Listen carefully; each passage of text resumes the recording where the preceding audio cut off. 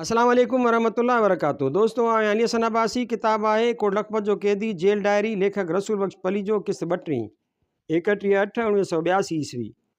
रात लाहौर तां नशेमंद जी आख़िरी किस्त ॾेखारियाऊं। मतिलबु ॻाल्हि जो त जागीरदारनि जो तशख़ुस आहे, उनखे न छेड़णु घुरिजे, उन जो बचाव करणु घुरिजे। हारियुनि जो मुक़दस फ़र्ज़ु ऐं एज़ाज़ ऐं नेकी उहा आहे त पंहिंजो तन मन धन जागीरदारनि, ख़ाननि, सरदारनि, वॾेरनि ऐं रईसनि तां क़ुर्बान कनि। कंहिंजो पीउ क़त्लु थिए त उनजो वेर न वठे, उहो शरीयत ख़िलाफ़ु कमु थींदो। जागीरदार नाराज़ थींदा ऐं क़त्लु करे छॾींदा। आख़िर माण्हू ॿधिजी वेंदो ऐं अलाह बि नाराज़ थींदो। मतिलबु त अवाम खे बर्दाश्त ऐं शाइस्तगीअ सेखारण वारे सियासी नारे जो अदबी रूप आहे। दिल्लीअ तां कलकते टीवीअ जा 2 प्रोग्राम क्विज़ सवाल जवाब ऐं मज़ाहिया नाटक ॾेखारियाऊं, ॿई बेकार हुआ। जलंधर तां उर्दू मुशाइरो ॾेखारियाऊं, चटो चतरहार हो, उहो बि फज़ूल हो। नई एड्रेस मिली आहे, ॾिसूं उन में कहिड़ो खड़तेल थो निकिरे। अदबी मुक़ाबले ते कल्ह खां कमु वरी शुरू आहे। कंध में सूर जो मसइलो न हुजे त हाणे हफ़्ते जो बि कमु कोन्हे, पर कंध जे सूर ऐं ॿियनि नाचाकियुनि करे महीना लॻनि त अजब न आहे। पर छॾ बि कोन, खणी छा बि थी पवे। शाइर जो पाण मुरादु हुई शेर ज़ुबान ते अची वियो ऐं ज़ोर सां पढ़ियुमि। मीम खे माना सम्झाइणी पई। अॼु हर कंहिं जो ही रायो आहे, तो नींहुं अयाज़ निभायो आहे, तो गाता गीत बग़ावत जा, तो लाथा ज़ंग ज़मीरनि जा। बैत त हिकिड़ो पूरो दौरु यादि ॾियारे छॾियो। छा त माण्हू हुआ, छा त महफ़िलूं हुयूं, छा त जज़्बा ऐं जूलान हुआ, छा त ख़ुदि एतमादियूं, सरमस्तियूं ऐं खुमार हुआ। सॼी सिंध ॼणु सुजाॻीअ जो हिकु छोलियूं हणंदड़ समुंड हो। उहे दौर त ख़ैर वरी ईंदा, अॻे खां बि वधीक ज़बरदस्त ऐं शानदार, पर दिलि मां हिकिड़ी थधी आह निकिरी वई। वॼाए छॾी यार अयाज़, कचनि वॾा पांद, जीअण थोरा ॾींहण। लतीफ़। मुड़ुसनि जी नामूस ऐं बदनामीअ जी उमिरि संदन ज़िंदगीअ खां घणी घणी वॾी थिए थी। 1/9/1982 ईस्वी। राति लाहौर तां अंग्रेज़ी फिल्म शोगन जी किस्त ॾिठीसीं। जवाबु नाहे इन फिल्म जो। माण्हू भाए त हीअ पई हले ख़तम ई न थिए। रांदियुनि जूं झलकियूं ॾेखारियाऊं। दहलीअ वारनि तारीख़ में पढ़ियल नालनि वारनि शहरनि में रांदियूं ॾेखारियाऊं। उहे नाला ॿुधी अजीब अहसासु थियो ऐं ज़हन में तारीख़ जूं कई शख़्सियतूं आयूं। मद्रास, बेंगलोर, पांडेचरी, फ़ैरोज़पुर, कलाइयो, हैदर अली, टीपू सुल्तान, गद्दार निज़ाम, फ्रेंच, सिपह सालार ड्यूपली, फ़ैरोज़पुर ऐं सिखनि ऐं अंग्रेज़नि जी जंग, जंहिंमें अंग्रेज़नि जी कमान ख़ुदि गवर्नर जनरल कई।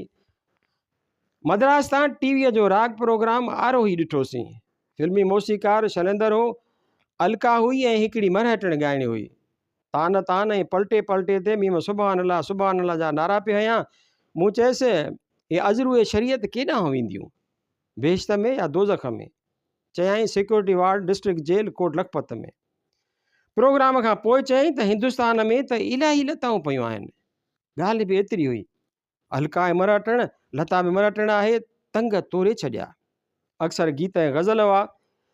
जन जन कैदियुनि ते हाइजेकरनि सां वास्ते जो इल्ज़ाम आहे। तन जो अॾो ई जेल आहे। 3 औरतूं आहिनि, नुसरत तारण MA इकनॉमिक्स, वकील ऐं बैंक ऑफिसर। शादी थियण वारी हुयसि त गिरफ़्तार थी। ज़ुबैदा मलक हिकिड़ी उमिरि रसीदा काउंसलर आहे, फैसलाबाद कारपोरेशन जी। 3 का ॿी आहे। ॿिया 50-60 मर्द आहिनि। दौलतमंद तोड़े ग़रीब, का बि अहिड़ी अकूबत कान्हे जंहिं मां ही न लंघिया आहिनि। महीननि जा महीना किले में अज़तूं सठियूं अथनि। औरतुनि समेत हाणे बि अक्सर निहायत ग़ैर इंसानी ऐं वहशी हालत में क़ैद रखिया विया आहिनि। संजे सुबुह जो ॿेड़ियूं, हिकिड़ी नंढड़ी खोलीअ में 5 वारे वारे सां हिकिड़ो पेशाब जी खुडीअ जे बिल्कुलु भरिसां सुम्हे, छो त जाइ कान्हे।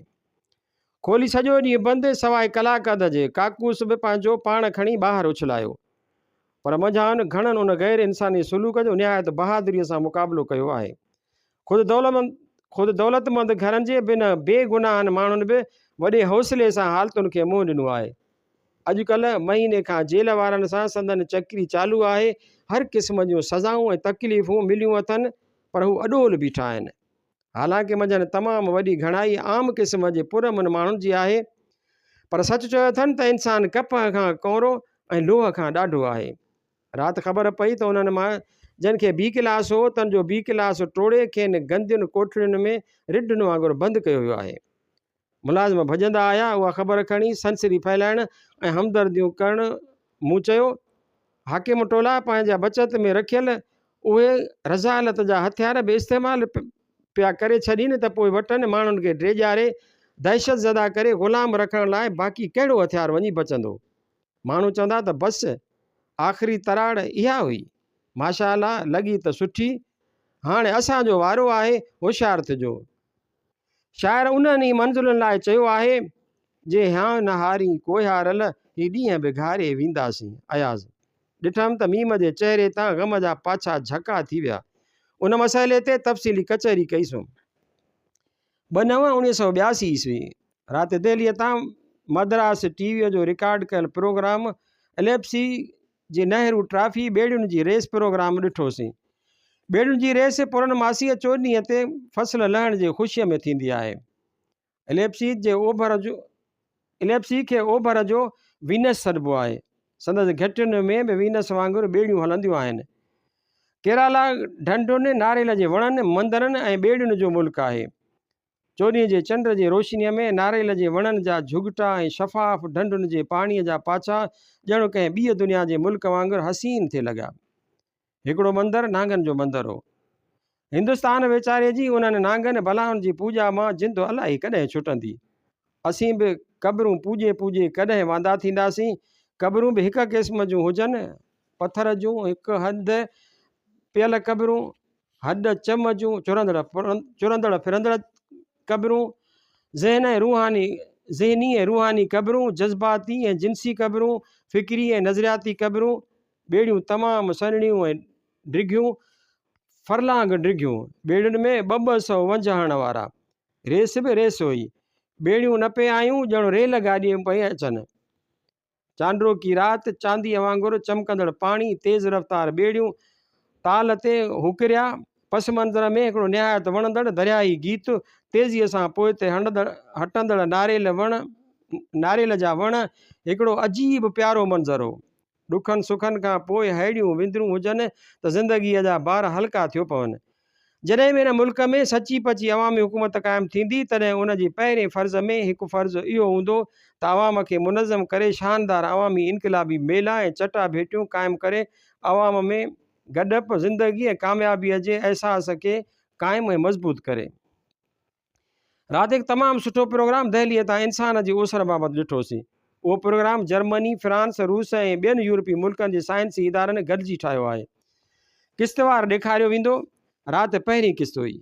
उन में ॾेखारियऊं त धरती कीअं पैदा थी, कीअं पहिरीं गरम हुई, पोइ थधी थी, जीव घरड़ा पैदा थिया, मच्छियूं आयूं, समुंड जा जीव सुरी धरतीअ ते आया, सुरंदड़ ऐं उॾामंदड़ बलाऊं पैदा थियूं, पोइ नेठि बांदरनि जा शुरूआती नस्ल आया, वधिया, बहितर थिया, बाहि हथ आई, औज़ार ठहिया, हथियार बणिया। रोबस्टस नस्ल जे बांदर खे हैबिलिस नस्ल जे बांदरनि मारे ख़तमु करे छॾियो। हैबिलिस मां एरेक्टस नस्ल पैदा थियो, उहे सिधा थी हलिया थे। ॿेला छॾे मैदाननि में आया, शयूं गॾु करण बदिरां शिकार करे बाहि ते पचाए खाइण लॻा। कबीला ठहिया ऐं बांदर सम्झू माण्हू बणजण लॻा। अहिड़ियूं तालीमी फ़िल्मूं आम हुजनि त किरोड़े अरबे माण्हू ज़िंदगी, समाज ऐं काइनात जे वॾियुनि हक़ीक़तुनि खां वाक़ुफ़ थी जहालत ऐं ख़ौफ़ जे अज़ाबनि खां आहिस्ते आहिस्ते छुटकारो हासिलु करे वञनि।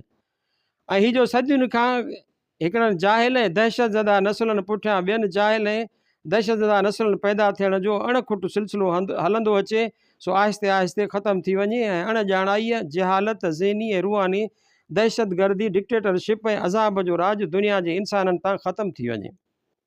दिल्लीअ तां साज़नि जी वजत जो प्रोग्राम बि ॾेखारियाऊं, बेकार हो। दिल्लीअ तां साज़नि जे वजत जो प्रोग्राम बि ॾेखारियाऊं, बेकार हो। श्रीनगर कश्मीर टीवीअ तरफ़ां मशहूरु उर्दू अंग्रेज़ी कहाणीकार, नाविल नवीस, सहाफ़ी, फिल्म कहाणी नवीस, स्क्रिप्ट राइटर, फिल्मी डायरेक्टर ऐं प्रोड्यूसर ख़्वाजा अहमद अब्बास जो इंटरव्यू ॾेखारियाऊं। पोड़ो मुड़ुसु थी वियो आहे। अलाह लोक आहिस्ता आहिस्ता ॻाल्हाईंदड़ ॿारनि जहिड़ो मासूम ऐं शर्मीलो माण्हू हो, अहिड़ो सादो जहिड़ो सच। राज कपूर जी जग मशहूरु फिल्म आवारा जी कहाणी ऐं स्क्रिप्ट हिन लिखियो हो। संदसि ख़्यालु हो त फिल्मी सनत माण्हुनि जी पसंदि खे ख़राबु कयो आहे। फिल्मी स्टारनि जी दस्तूरी रदी फिल्म खे जनमु ॾिनो आहे। फिल्मी सनत खे क़ौमी मिल्कियत बनाइणु घुरिजे त जीअं वाक़ई सुठियूं फिल्मूं बनाए ऐं कामयाबु करे सघजनि। संदसि के फिल्मूं इटली, जर्मनी, न्यूयॉर्क ऐं मॉस्को जे बैनुल अक़वामी फिल्मी चटाभेटियुनि में इनाम खटी आयूं पर हिते फहिल वयूं। अॼु जलंधर अमृतसर तां फिल्म क्या ये इंसाफ़ है ॾेखारी वई। विनोद मेहरा, शबाना आज़मी, मशहूरु सिंधी चर्चाई आसराणी, बिंदरो सुहिणो जवान आहे। जॾहिं बि कंहिं फिल्म में को सिंधी जुमिलो ॿुधिजे, को सिंधी थो ॾिसिजे त केॾी न ख़ुशी थी थिए। शशिकला वग़ैरह हुआ, को बि पहिरें दर्जे जो स्टार कोन हो, मौसीक़ी बि नाले मातर हुई। फिल्म कंपनी नोट कयमि, पीपी डिसाई कंपनी हुई। हीअ फिल्म बि मुट्ठी भर चावल हिंदुस्तानी वांगुरु हुई, शायदि कंपनी बि उहा ई हुई। शबाना आज़मी सादी सूदी शक्ल जी एक्ट्रेस हुई, पर जीअं त कहाणी बामक़सद ऐं फ़नी तरह पुख़्ती हुई। डायरेक्शन बहितरीनु हुई, उन करे शबाना सिज चंड खां सुहिणियुनि अदाकाराउनि खे बि मात करियो बीठी हुई। हिन जे जाइ ते हेमा मालिनी हुजे हा त बि एॾो असरु न करे हा जेॾो हिन कयो। हिकु निहायत बामक़सद विंदराईंदड़ उचे फ़नी लेवल जी फिल्म हुई। हेसी ताईं हिते जेकी बि फिल्मूं ॾिठियूं अथमि तन में टॉप जूं 4 फिल्मूं हुयूं, जिन मां बहितर फिल्मूं मुट्ठी भर चावल ऐं हीअ फिल्म हुयूं। सिंधीअ में अहिड़ियूं फिल्मूं न ठहण ते वधीक अफ़सोस थियो ऐं उन्हनि माण्हुनि सां हरगिज़ मुतफ़िक़ न आहियां जेके चवनि था त अवामी आला दर्जे जूं सचियूं पचियूं अदबी ऐं सकाफ़ती फिल्मी वग़ैरह तख़लीक़ूं सम्झी ऐं पसंदि करे नथा सघनि। ख़्वाजा अहमद अब्बास सां बि मुंहिंजो इख़्तिलाफ़ु आहे। असुलु गड़बड़ उहा आहे जो तरक़ी पसंदीअ जो मतिलबु रुॻो ओछगारी, गैर मुतवाज़िन ऐं बोर कंदड़ शयूं वरितो वञे थो। उहे सभु जदीद ज़वाली अदबी ऐं फ़नी सोच जा करिश्मा आहिनि, जंहिंजे ख़्याल में नई शइ माना बोर ऐं मथे में सूर विझंदड़ घटि फ़नी मयार जी शइ। सचियूं पचियूं तरक़ी पसंदि फिल्मूं निहायत बामक़सद, वणंदड़, विंदराईंदड़, असराइतियूं ऐं माली तरह निहायत फ़ाइदेमंद थी सघनि थियूं ऐं थियणु घुरिजनि। मूंखे यकीन आहे त असीं सिंधी लिखंदड़, फ़नकार ऐं कारोबारी माण्हू गॾिजी सही लाइन ऐं ज़ाब्ते सां जिदोजहद करियूं त सिंधी फिल्म इंडस्ट्री बि सिंधी तरक़ी पसंदि अदब वांगुरु हिकु निहायत मक़बूल ऐं कामयाबु तरक़ी पसंदि शइ थी सघे थी। 6/9/1982 ईस्वी। 3 ॾींहं डायरी कान लिखी अथमि, कंध में सूर हो। फ़ैसिलो कयो अथमि त हफ़्ते में फ़क़ति 3 ॾींहं लिखिजे त जीअं कंध में सूर खे हर हफ़्ते ठीकु थियण लाइ 4 ॾींहं मिली वञनि। पर अॼु 4 ॾींहं गुज़रण खां पोइ बि कंध जो सूर सफ़ा ठीकु कोन थियो आहे। गुज़िरियल 3 ॾींहंनि में टीवीअ तां काठियावाड़ ऐं राजस्थान जा लोक नाच ॾिठासीं, जे नंढड़नि ॿारनि ख़ासि करे नंढड़ियुनि छोकिरियुनि नची ॾेखारिया। काठियावाड़ जे नंढड़नि हारियुनि जे नाचुनि जो त जवाबु कोन हो। मद्रास टीवीअ जे हिकिड़ी डॉक्यूमेंट्री बि सुठी हुई, जंहिंमें पथोड़ियुनि तां कागज़ जा टुकड़ा गॾु करे गूणियुनि में भरे बाज़ार में विकिणंदड़ मासूम ॿारनि जी कहाणी ॾेखारियल हुई। ख़ासि उहा ॻाल्हि हुई त उन्हनि खे हिते वांगुरु रुॻो गंदो, गलीज़, क़ाबिल रहम बल्कि बुछा ॾियारींदड़ करे कोन ॾेखारियो वियो, पर ॾेखारियो वियो त स्कूल छॾे उहो कमु करण ते मजबूर थियल उहे मासूम 5-6 सालनि जा ॿार बि मुड़ुस माण्हू आहिनि ऐं ज़िंदगीअ सां टिमटार आहिनि। मंझंदि हिमत ऐं मुड़ुसी आम ॿारनि खां वधीक आहे। हू धूड़ में भरियल हूंदे बि जॾहिं चांहि जो कोप गरम कोप पी हिक ॿिए सां चर्चा कनि था त 100% हिमत भरिया ऐं ज़िंदा दिलि जवान लॻनि था। हिकिड़े हंधि ॿारु कमाए 2 रुपया आणे माउ जे तरीअ ते रखे थो ऐं संदसि सुरंदड़ नंढड़ो भाउ बि सुरी अची ॾाढीअ लय सां भाउ जे भरिसां वेहे थो ऐं सभु गॾिजी मानी खाइनि था। उन वक़्तु माउ 2 पुट हिकु भरपूर ऐं कामयाबु कुटुंब थिए लॻा। संदनि चहिरनि ते कामयाबी ऐं इत्मीनान जा तासुर ॾिसण वटां हुआ। नंढड़ो कागज़नि जा टुकड़ा मेड़ींदड़ छोकिरो हिकु लहज़े लाइ हिकिड़ो भरपूर घर जो वॾो ऐं घर धणी लॻो थिए। राति जलंधर अमृतसर तां फिल्म आरंभ शुरूआत ॾेखारियाऊं। इन में हीरोइन जहिड़ो कर सुञातल पियो लॻी। सभु अदाकार हिंदी फिल्मुनि जा नवां हुआ। बंगाल बाबति हुई। घणी देरि खां पोइ सुञातमि त हीअ साॻी मुट्ठी भर चावल वारी हुई। ॾाढो ख़ुशि थियुसि खेसि वरी ॾिसी। हीअ फिल्म बि अॻी चैन जहिड़ी हुई, फ़नी तरह ख़ूबसूरत, अजाई पटाण ऐं फज़ूल बकवास खां पाक, गाना थोरा ऐं वणंदड़, अदाकार नवां, डायरेक्शन ऐं फोटोग्राफी आलीशान ऐं सभ खां वॾी ॻाल्हि त फिल्म जी पीढ़ हिकु निहायत बामक़सद ऐं तरक़ी पसंदि कहाणी हुई, जा निहायत ख़ूबसूरत अंदाज़ में पेश कयल हुई। शेख अज़मत लॻो पियो आहे हाईजैकिंग जे इल्ज़ाम में फासायल राजन जे खोलियुनि ते छापा हणाए ममण मचायो अथसि। हाईजैकिंग जो केस हलणु शुरू थियो आहे। इब्तिदाई ॾाके जी कार्रवाई थिए पई, उन करे हमराहनि ते सख़्ती वधी वई आहे ऐं जेल जो माहौल बि अॻे खां वधीक ख़राबु आहे। अख़्तियारीअ वारा ॾका फैलाए सियासी कैदियुनि खे दहशतज़दा करण जी कोशिशि पिया कनि। मीम खे घणो ई चयो अथमि त घर जी सफ़ाई करे, पर अञा इनफ़रादियत खां चढ़ियो कोन्हे। ॾिसंदासीं वारी लेवल खां मथे चढ़ण में अञा बि कुझु ॾींहं खपनिसि। सफ़ा अदा फ़िदा वारी ॻाल्हि आउं बि कोन थो करियां त हरू भरू हीअं कजे। राति ख़बर पई त अंग्रेज़ी नगमा ॻाईंदड़ सिखणीअ जो नालो आहे प्रीति सागर। हिन हफ़्ते ईंदी पर ॿुधाईंदी उर्दू गज़ल। बेगम साहिबा ॿाहिरि वञण वारी आहे। क़ौम जी क़यादत जो भार जतो ई साहिब जे आज़मायल कुलनि ते पवणो आहे। अॻे ई घणो भार खणियो वेठो आहे, हाणे रहियल खुयल भार बि खणो पवंदुसि। तरीक़े इस्तक़लाल MRD जी बाक़ाइदे तनज़ीम जी मुखालफ़त छो थी करे? छा उहा वाक़ई MRD छॾे वेंदी? नतीजो, नई तनज़ीम में सिंध जो जॉइंट सेक्रेटरी फाज़िल नाले को माण्हू थियो आहे। सॼो नालो हिते जे जंग फाज़िल राजो रवि लिखियो आहे। इलेक्शन कमीशन वोटरनि जूं लिस्टूं ठाहिणु शुरू कयूं आहिनि। नवां वोटर सुञाणप जे कार्ड ते थींदा। रजिस्ट्रेशन ऑफिसरनि जी लिस्ट बि शाया थी आहे।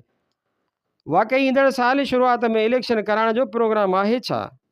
नूरानीअ वारी गोलमेज़ कॉन्फ्रेंस जो पतो ई कोन्हे त कहिड़नि ख़्यालनि में आहे। अॻे चयऊं त अगस्त में थींदी, पोइ चयऊं त सेप्टेंबर में थींदी, हाणे चवनि था अक्टूबर जे पहिरें हफ़्ते में थींदी। बेगम साहिबा जे ॿाहिरि वञण जा नतीजा कहिड़ा निकिरंदा? गोलमेज़ कॉन्फ्रेंस जे थी त उन जा नतीजा मुंहुं माराए बिना त ही यार बि हथ कढण वारा कोन्हनि। को त ॻाल्हि में वटि आहे। बहरहाल जेकी बि थियो, तारीख़ जे चकर खे घणो वक़्तु पोइ ते फेराए नथो सघिजे। चवनि था त लाहौर हाई कोर्ट जे कंहिं जज ते फायरिंग थी आहे। संदसि बॉडीगार्ड मरी वियो आहे। ॾिसिजे, सरकार जी करम फरमाई बि थी सघे थी। वकीलनि जी तहरीक जो ज़ोर भञण लाइ या हाईजैकिंग ऐं तक़रीबकारीअ जे इल्ज़ाम हेठि माण्हुनि खे फांसियूं ॾियण लाइ, दहशत फैलाए माहौल साज़गार बनाइण लाइ। अॼु सुबुह जो देरि सां उथियुसि, राति देरि ताईं शोगन ॾिसंदा रहियासीं। वाह जो हिंदी नाटक सांवली जी किस्त ॾिठीसीं, एमरजेंसी वार्ड जी किस्त बि ॾिठीसीं। सांवलीअ जी हीअ किस्त अॻु खां बहितर हुई। एमरजेंसी वार्ड जी हीअ किस्त अॻियनि खां चट हुई, रुगो तोतो सवार हो। मीम मस मस चटीअ मां जान छॾाई। राति अॼु सुबुह जो चयाई मथे में सूरु आहे, मथे जे सूर जूं गोरियूं घुरायो। मुंहिंजी पेटी ॻोल्हींदे दवाउनि जा वॾा ज़ख़ीरा निकिरी आया। उन्हनि में हर क़िस्म जूं गोरियूं हुयूं। हिकिड़ियूं गोरियूं उन्हनि मां सुञाताईं त मूंखे डॉक्टर लिखी ॾिनियूं हुयूं, मूंखे ॾिनियूंमांसि, खाधाई। चयाई मथे मां सूरु ॼण पर करे उॾामी वियो आहे। पेतीअ मां उहा गुम थियल कापी बि हथ आई, जंहिं ते भुले शाह ऐं शाह हुसैन जो चूंड कलाम लिखियो हुउमि। ॾाढी ख़ुशी थी। कल्ह अख़बार कान आई। राति ख़बर पई त 5 ब्लॉक वारनि ते सख़्ती घटि थी आहे। डिप्टी सुप्रिटेंडेंट हामिद ऐं सूबेदार राणी अज़मत जे ज़्यादतियुनि ख़िलाफ़ सख़्तु मौक़िफ़ वरितो त कैदियुनि सां ज़ुल्म थो करे। उन करे हमराहण बहितर आहिनि, ज़हनी तरह टाट था ॿुधजनि। कल्ह नज़रबंद वकीलनि ज़ुल्करनैन लाहौर PP ऐं न्याज़ मुल्तान ट्राटिस्काई वारनि चवाए मोकिलियो त कोशिशि करियो त गॾु रहूं। असां फ़ौरन उन ते सोच वीचार शुरू कयो। फ़ैसिलो थियो त 7 ब्लॉक में जिते हींअर गैर सियासी क्लास जा कैदी रहनि था, उन में गॾु रहण जी कोशिशि कजे। शाकिर शाह डोड़ंदो आयो, चए उहो ब्लॉक बेकार आहे, हिते चङा आहियो। ख़्यालु आहे त गैर सियासी ब्लॉक क्लास वारा हमराह खे खाराईंदा पीआरींदा आहिनि, उन्हनि खे तकलीफ़ खां बचाइण थो घुरे। गच वक़्तु संदसि ज़ात शरीफ़ ते गौर कंदा ऐं इबरत हासिल कंदा रहियासीं। कंध में सूरु हलियो अचे। राति सोचियुमि त कुझु पंड जी बि गुथियल आहे। पहिरीं सूरु पियो त मालिश तमामु ज़ोर सां कराई हुयमि, उन जो बि असरु आहे जो कंधु सुॼी पियो आहे। थोरो थो लिखां त कंध में ॾाढो सूरु पवण थो लॻे। वधि में वधि 3 ॾींहं लाॻी तो थोरो थोरो लिखी सघां थो। कल्ह त चयमि त उहे 3 ॾींहं बि छुटा, 2 हफ़्ता यकी बसि कजे। पर ख़ैरु थियो, कल्ह बि थोरो कमु कयुमि। अॼु बि उमेदु आहे वरी ईंदड़ सूमरु तेसीं ताईं कंधु कलम खणणु कोन छॾींदो। बशीर खे ज़ुकाम आहे, मानी वठणु वियो आहे लंगर तां। 2 बजे रफ़ीक जी ड्यूटी शुरू थींदी। शाकिर शाह हाणे अचणु घटि करे छॾियो आहे, मौजुनि में आहे। हिते हाणे अची छा कंदो? कमु लथो, काग़ज़ फाटो। सुबुह जो चांहि स्लाइस खाधा अथऊं। हाणे 8 बजे नाश्तो कबो, वरी 2 बजे मानी खाइबी, वरी शाम जो 7 बजे राति जी मानी खाइबी। राति जे मानीअ खां अॻु वेझंदो आहियां ऐं बदन खे पिरकिली पाउडर हणंदो आहियां, न त ख़ारिश थी पवंदी आहे। मींहं बंदि थी विया आहिनि, हाणे गर्मियूं हल्कियूं आहिनि, पर उन्हनि जो ज़ोर भॼण लाइ बरसाति कान्हे। जेतिरी गर्मी थींदी ओतिरी लॻंदी। ॻोठां महीने खन खां हमरा कोन आयो आहे, हिते जी बि ख़बरचार कान्हे, को ख़ासि इंतज़ार बि कोन्हे। इंतज़ार में वेठा आहियूं, रसीद जो रोलो हो, ॾिसूं त लथो या न। मौसम अणलखे नमूने बदिलजी पई, फिज़ा ते हिकिड़ी मिठी मिठी वणंदड़ उदासी छायल आहे। यादगिरीअ जे रंग बनंगी शीशमहल जे कंहिं दरिया जो पट ओचितो ई ओचितो खुलियो पवे ऐं ज़हन ऐं रूह तरह तरह जे उदास उदास रंगीन रंगीन अहसासनि भरियल यादगिरियुनि जे मदोश कंदड़ सुराणियुनि में वेझो वञनि। अञा पन छहणु शुरू कोन थिया आहिनि, पर घणी देरि कान्हे।